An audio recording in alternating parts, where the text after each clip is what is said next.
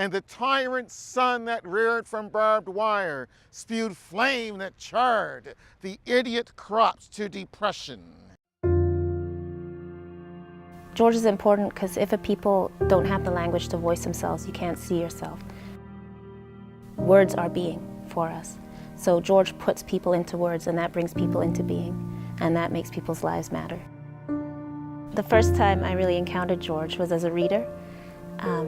I think everybody in Nova Scotia knows George for what he's done, particularly in the Black community, for bringing African culture, the history of African Nova Scotia forward.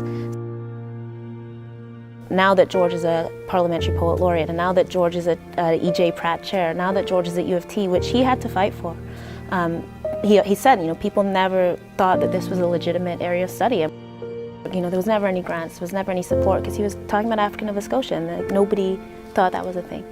Not single-handedly, because I think George would say that he's drawing upon these traditions that go way back of poetry and voice here, but he's been able to bring that out.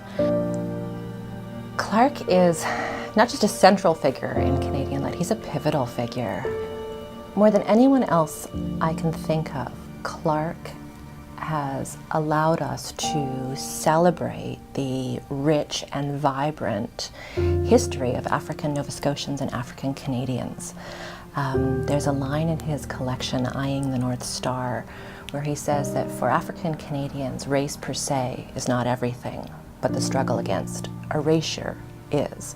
And he does that. He struggles against the erasure of African Canadian history by documenting all of its successes, its challenges, but also its successes. Even if young people aren't necessarily reading George all the time, if they're very young, that pride spills downwards. It gives people a language to speak about themselves in. It gives people a forum to say, there's me, there's someone who looks like me on the cover of this book. And that's one reason why we publish, right? That's one reason why we put our voices out there, is so that somebody who's like us, who feels unrecognized, can read that book and say, there I am, I matter too. So that's definitely what George is doing in Nova Scotia. By love or pain, a screw jammed in thick, straining wood.